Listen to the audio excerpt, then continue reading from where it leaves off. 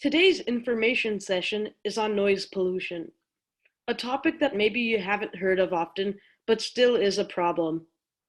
In the discussion on Zoom today, we were able to delve into how noise affects us in daily life, what it is a result of, and what might we be able to do to stop it. This is also the first topic with an information session and a discussion session that has not been featured under Our Beautiful Earth's Environmental Global Concerns tab. Well, now enough of the talking and let's get started. So what is noise? The word comes from Latin meaning sickness.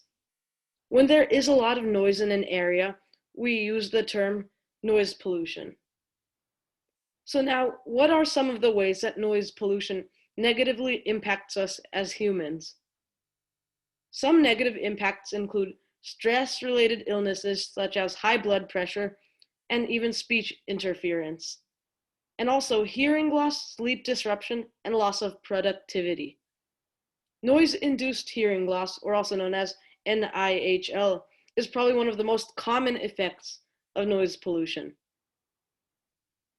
As much as noise disturbs us, it also disturbs wildlife. Let's give an example of bats. Traffic noise reduces the hunting efficiency of bats, which rely on acoustic cues to find prey. That's bad news for the predators, but not such bad news for the critters they hunt. As stated in Ocean Care's article, Consequences of Underwater Noise, noise means stress and impairs the animal's immune system, which makes them more susceptible to illness in general. Ocean noise pollution also causes marine animals to flee and abandon valuable habitats, either because of direct impact or because they have to follow their fleeing prey. Just like you want a quiet room when you go to sleep, so do many other animals. Noise pollution often also affects sleep patterns of animals. Now, let's listen to a podcast by Dave Parsons from 20,000 Hertz on noise pollution. This holiday season, give the gift of great sound with Sonos. I can tell you from my own personal experience that Sonos speakers are the most versatile and easy to use speakers out there. I use them all over, as a home theater, or simply streaming from Spotify or Apple Music while I cook. They also recently launched another amazing speaker. It's called the Sonos Move, and it's a portable smart speaker you can move around with you, both indoors and outdoors. It's waterproof and has up to 10 hours of battery life, so it's all ready for wherever you'd like to go. Plus, it makes the perfect gift. Go to Sonos.com to learn more and complete your holiday shopping. From De Facto Sound, you're listening to 20,000 Hertz, the stories behind the world's most recognizable and interesting sounds. I'm Dallas Taylor. This is the story of noise pollution, how it affects your health, and so much more.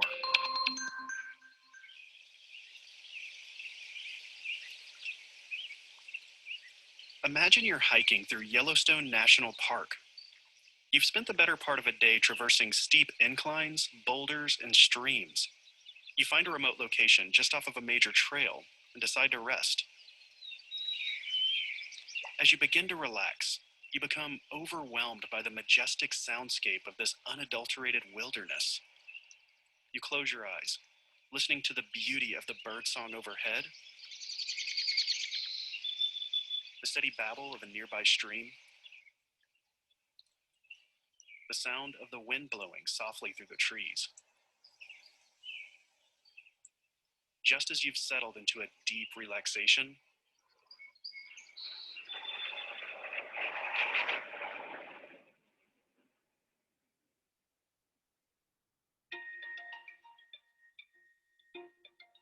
there's no getting around it. There are certain sounds that when we hear them, we simply don't like it.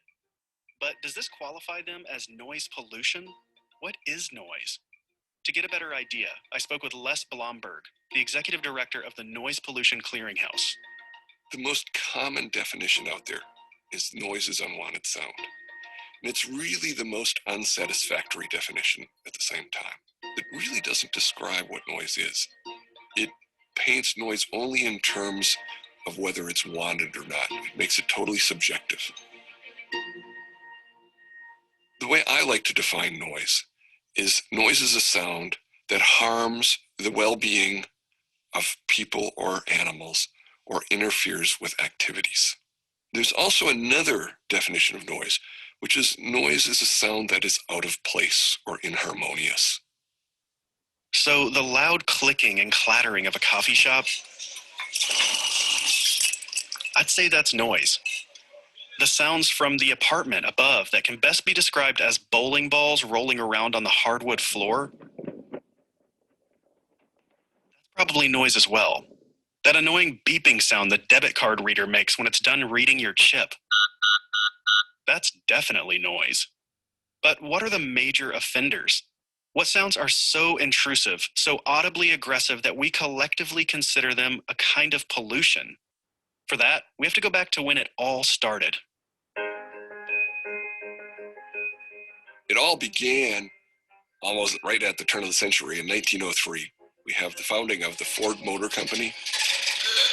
We have the founding of Harley-Davidson motorcycles.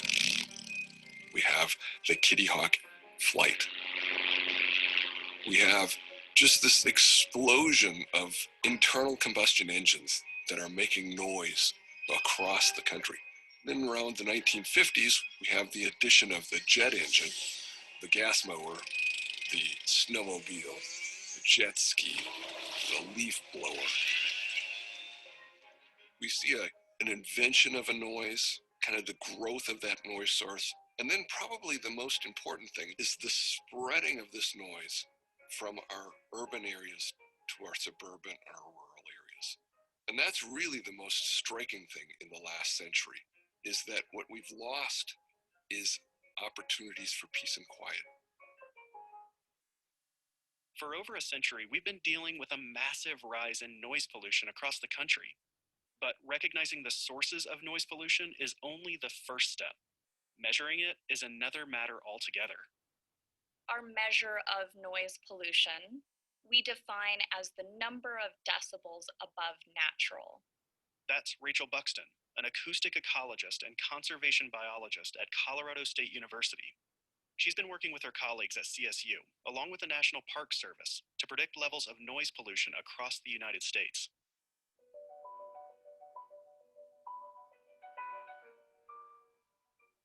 When we're talking about anthropogenic noise pollution or human-caused noise pollution, this is something that's human, like traffic, either from aircraft, vehicles, industrial noise, that sort of thing.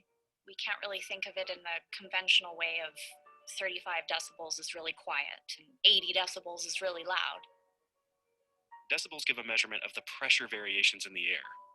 When measuring noise pollution, the important thing to find is the difference in noise. How much noise has crept in through pollution?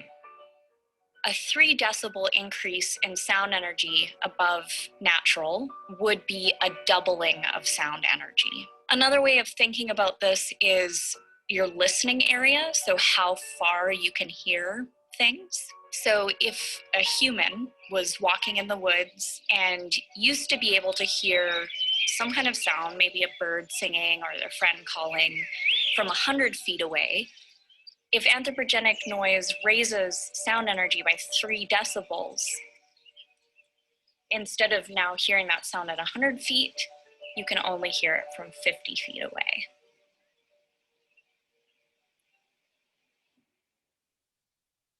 While the decibel may be an effective way to measure the intensity of a sound, it's important to note that noise pollution can be caused by many additional factors. Take a car alarm, for instance. Its high-pitched frequency, its alternating between different jarring tones, its repetitive nature. The decibel fails to account for all these other acoustic features. For example, consider waking up in the middle of the night to a persistent drip from a faucet. It isn't loud at all. A decibel measurement would read fairly low, but that doesn't keep it from disturbing your sleep. The best measure of noise is our ears. We get to hear the frequency, the content, the tones, all aspects of the noise, and not just one number that represents kind of but not exactly the loudness of that noise, which is the decibel level.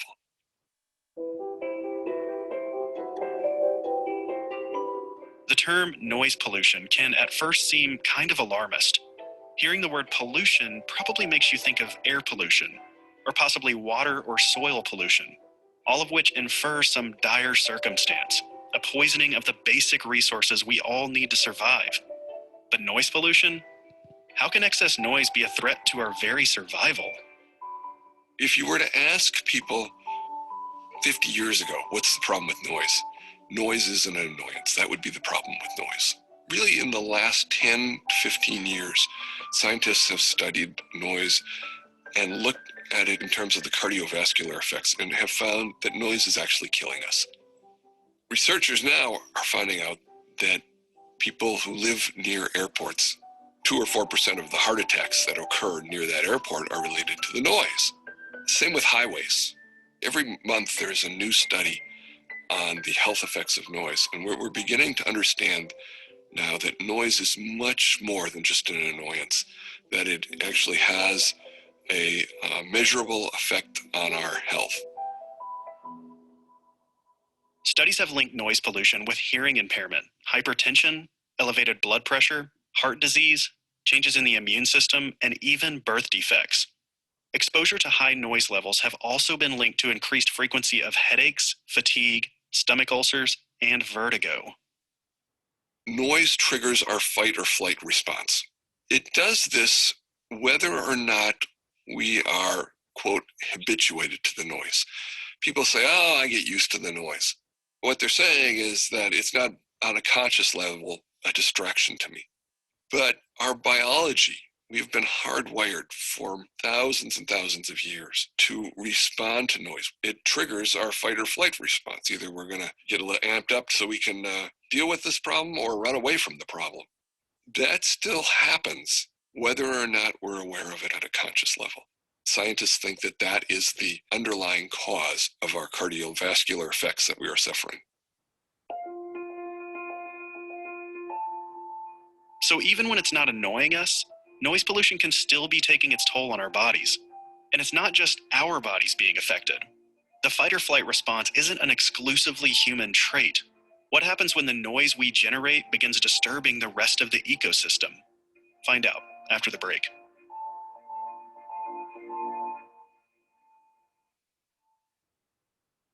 If part of your job involves hiring, then you should definitely be using Indeed.com. Indeed puts your job listing directly in front of the best candidates.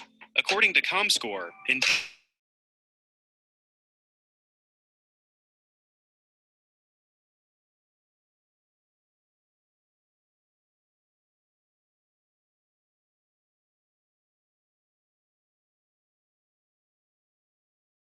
match, there's no wait for real results. That way, you can stop waiting around while the resumes trickle in and get right to the important part, meeting and hiring great people. Right now, our listeners can get a free $75 credit to upgrade a job post by going to Indeed.com/Hertz. This is the best offer Indeed has right now, so you don't want to miss it. To claim your credit, visit Indeed.com/Hertz. That's HERTZ. This offer is valid through March 31st. Terms and conditions apply.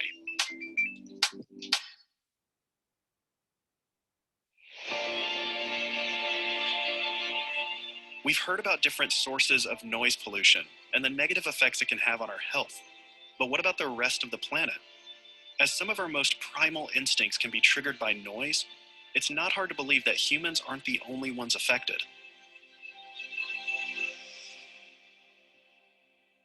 Noise pollution can mask natural sounds or cover up those natural sounds.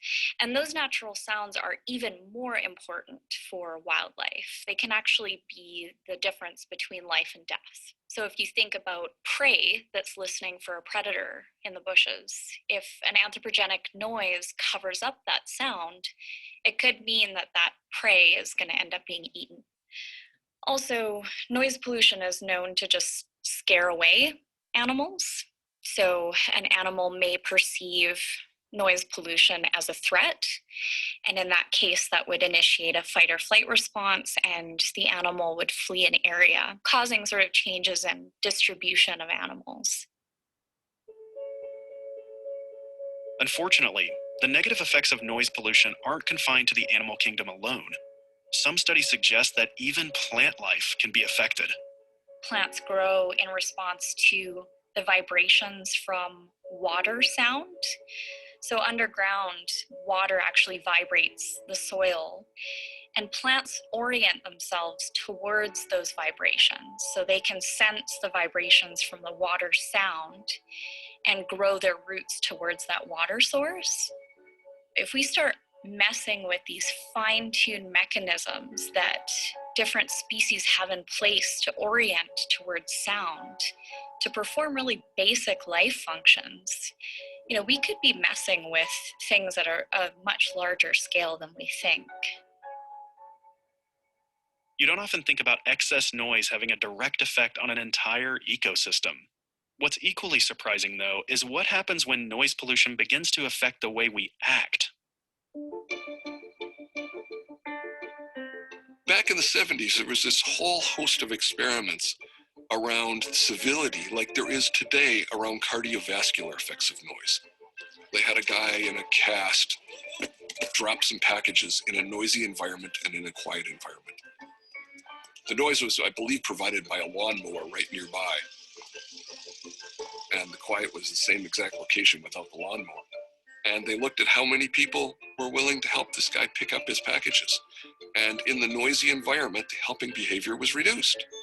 They've done this experiment in many different ways. They've done it in noisy offices. You got the same office building, the same people. You take somebody through the office building. You ask them, how much do you think this person is worth? He works here, answers the phones. He does this, he does that, she does that. The subject would say how much they thought the person should get paid.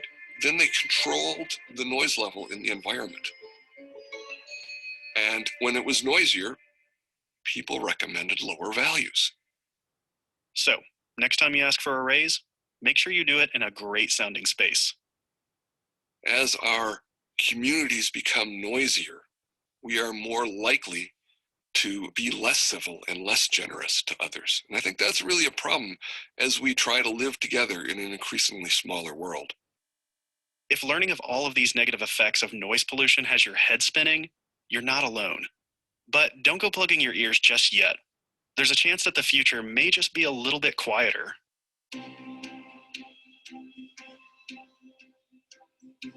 The same technology that makes the noise can be used to reduce the noise. For example, electric lawn equipment, electric vehicles, electric buses, electric cars, all of these are much, much quieter than internal combustion engine vehicles and devices. And so there's this real potential that the 21st century will not be as loud. For now, though, the best way to combat noise pollution is to raise awareness. And the best way to do that? Encourage others to listen. If you think of Yellowstone, you've got those bubbling mud pools from geothermal activity. You've got packs of wolves which howl.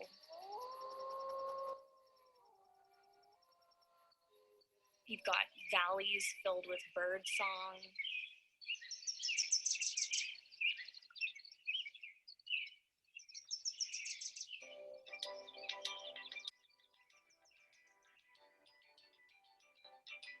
We go to these beautiful national parks in our country, and we're in awe of these beautiful vistas, like the Grand Canyon or Yellowstone National Park.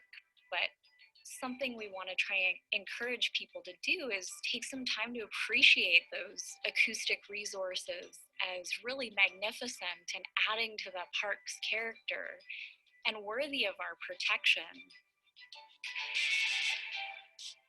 Noise creates a kind of acoustic competition for our attention. We're not always annoyed by the sound of road traffic or an aircraft in the distance, but we can all agree it's nice to be able to get away from it all, even if just for a little while. And when we finally get away, the sound we hear then, those sounds are worth saving.